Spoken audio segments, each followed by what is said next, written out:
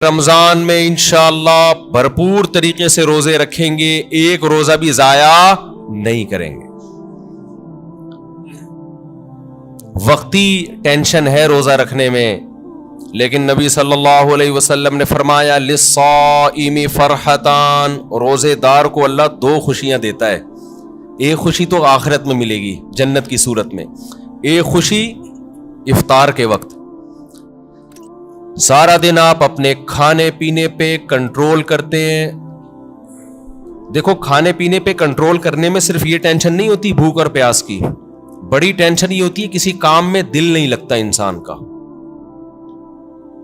روزہ رکھے نا، کوئی بھی کام تمیز سے ہوتا نہیں، عادت ہی نہیں ہے۔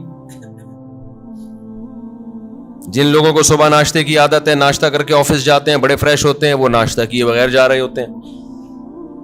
جن لوگوں کو عادت ہے شام کو سٹا لگانے کی، چائے و پینے کی، وہ بغیر چائے کے، تو زبان خشک اور وہ آہستہ آہستہ، باڈی کی تو ضرورت نہیں ہوتی اتنا کھانے پینے کی، لیکن عادت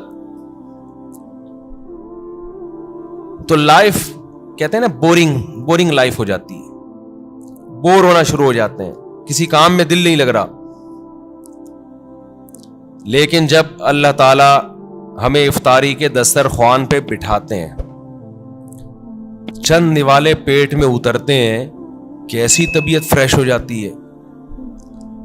یہ عام دنوں میں طبیعت میں یہ لذت انسان محسوس نہیں کرتا۔ تو اللہ نے کیا فرمایا، نبی نے کیا فرمایا کہ ایک روزے دار کو جو خوشی ملے گی وہ آخرت میں ملے گی، اور ایک خوشی دسترخوان پہ جب وہ افطار کرتا ہے، وہ بھی بڑی مزے کی خوشی ہوتی ہے۔ اور میں آپ سے ایک گزارش کرتا ہوں، اس کا مذہب سے براہ راست تعلق نہیں ہے، میڈیکل سائنس سے ہے، لیکن مذہب بھی صحت کی ترغیب دیتا ہے نا، صحت بنانے کی۔ رمضان میں ایک کام آپ کر لیں، تھوڑا کھانے پینے پہ کیا کر لو میرے بھائی، کنٹرول کر لیں۔ ہوتا یہ ہے کہ صبح سحری سے لے کے رات تک، مغرب تک جب ہم بھوکے پیاسے رہتے ہیں، ہماری باڈی کا فیٹ ختم ہونا شروع ہوتا ہے، باڈی نتھرنا شروع ہوتی ہے، جسم کی زکوٰۃ نکلنا شروع ہوتی ہے، جسم فریش ہونا شروع ہوتا ہے۔ اس کے بعد جو حساب کتاب افطار کے وقت میں پھوڑنا پھاڑنا ہوتا ہے، اس سے باڈی کی ایسی کی تیسی ہو جاتی ہے۔ رمضان میں ہارٹ اٹیک کے واقعات میرا خیال ہے عام دنوں سے زیادہ ہی ہوتے ہیں۔ بھائی اللہ میاں نے کھانے کی چھٹی دی ہے، پھوڑنے کی چھٹی؟ کھانے اور پھوڑنے میں کیا ہے، بولو، فرق ہے۔ نبی صلی اللہ علیہ وسلم نے فرمایا بدترین برتن جس کو بھرا جائے نا، وہ انسان کا پیٹ ہے۔ کوئی برتن فل بھرا ہوا اللہ کو اتنا برا نہیں لگتا جتنا انسان کا پیٹ برا لگتا ہے اللہ کو۔ میں نہیں کہہ رہا کہ حرام ہے زیادہ کھا لیں آپ، حلال حرام کی بات نہیں ہے، ناپسندیدہ شریعت کی نظر میں بہرحال ہے، حرام نہیں ہے۔ اب آپ کہیں گے بھوکے پیاسے بھی کھانے بھی نہیں دے رہے اللہ میاں، ابھی بھی پابندیاں لگا رہے ہیں۔ اللہ پابندی نہیں لگا رہا، لگا کھا لو، پھوڑ دو، جتنا پھوڑنا پھوڑ دو، پڑے ہوئے خود ہی ہو گئے نا، پھوڑ دو، حرام نہیں ہے، لیکن پسندیدہ کام نہیں ہے۔ تو رمضان میں آپ اپنے آپ کو عادی بنا سکتے ہیں کم کھانے کا، اچھا کھانے کا۔ میں بھی سموسے پھوڑتا ہوں، پکوڑے پھوڑتا ہوں، لہذا میں آپ کو یہ کہوں کہ سموسے نہ کھائیں، پکوڑے نہ کھائیں، یہ غلط ہو جائے گا۔ جب میں کھانے لگوں گا میرے گھر والے میرا ہی بیان چلا دیں گے کہ آپ خود لوگوں کو بول رہے ہو کہ سموسے مت کھاؤ اور خود کیا کر رہے ہو، کھا رہے ہو، لہذا میں ایسی بات کیوں کروں جو میں خود نہیں کر رہا۔ لیکن ہم سب مل کے عزم کر لیتے ہیں آپس میں کہ تھوڑا کیا کریں گے، کنٹرول۔ میں بھی کوشش کروں گا۔ اب گھر والے کہیں گے بیان دیکھو، میں کہا میں نے کوشش کا وعدہ کیا تھا، تو کوشش ہی تو ہو رہی ہے کہ میرا ہی بیان مجھے ہی سنایا جا رہا ہے۔ کوشش کی جا سکتی، سموسے بھی کھا لیں اعتدال سے۔ میں نے بہت دیکھا ہے لوگوں کو افطاری میں بہت زیادہ پھوڑتے ہیں، مسائل کھڑے ہو جائیں گے آپ کے لیے۔ شربت پہ شربت پیے جا رہے ہیں، چینی کے نا پیے جا رہے ہیں، کولڈ ڈرنک پہ کولڈ ڈرنک پیے جا رہے ہیں۔ اچھا کمال کی بات یہ کہ افطاری میں طبیعت سے پھوڑتے ہیں، پھر نماز کے بعد آ کے کھانا کھاتے ہیں۔ یہ آج تک کم از کم میری کھوپڑی میں یہ چیز नहीं आई है कि अब खाना कैसे खा रहे हो यार। या तो एक खजूर से रोजा इफ्तार किया होता है, नमाज पढ़ के आगे खाना खाते हैं। ये बहुत जगह हमने देखा है, इफ्तार पार्टियों में भी होता है। पहले इफ्तार पार्टी में केक, पेस्ट्रियां, समोसे, पकोड़े और चिकन और क्या कुछ होगा, वो खाने के बाद चलो जी अब जमात से नमाज पढ़े, अब खाना लगा हुआ है। अब मुझे कह रहे हो तो वो खाना लगा दिया। खाना कैसे, ये क्या खाया हमने भाई? एक आदमी ने कम से कम 6-6 समोसे खाए हैं और इतने पकोड़े खाए हैं, तो अब खाना क्या? तो लोग कहते हैं खाना रोटी सालन को कहा जाता है और चावल को कहा जाता है। ये जो हमने खाया है खाने से पहले, जो नमाज से पहले इफ्तारी में, ये रोटी सालन नहीं था। ये समोसे, पेस्ट्रियां, पकोड़े और पता नहीं रोल और क्या क्या चीजें आ रही हैं, ये तो वो था। पेट जो है ना, पेट, उसको नहीं पता खाने की डेफिनेशन हिंदुस्तान और पाकिस्तान में क्या चल रही है इस वक्त। पेट ये देखता है कि ऊपर से कोई चीज आ रही है, उसको हजम करना शुरू कर दो, पेट उसी को खाना कहता है। नहीं आई बात मेरा ख्याल है।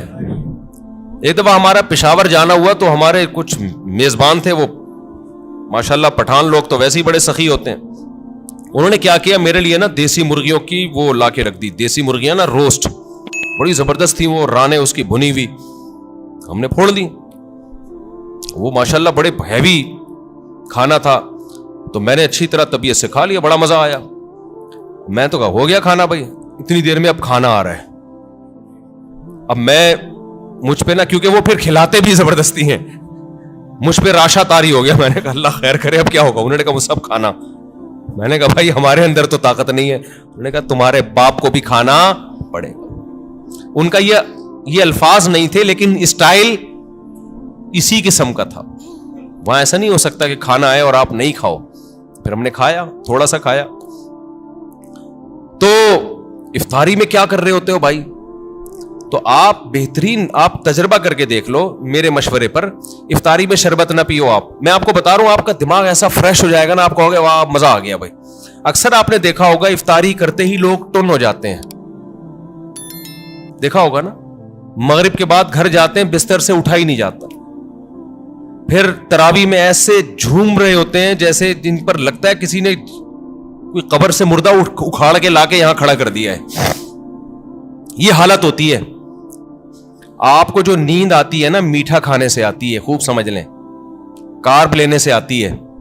आप अपनी खुराक में कार्बोहाइड्रेट को कम कर दें, आप फ्रेश भी होंगे, नींद भी नहीं आएगी, जिस्म को ताकत पूरी मिलेगी। आप इफ्तारी में तजर्बा करके देख लें, मीठे में सिर्फ खजूर खाएं आप इफ्तारी में, उससे नींद नहीं आएगी। खजूर में कोई अलग टाइप का मीठा होता है।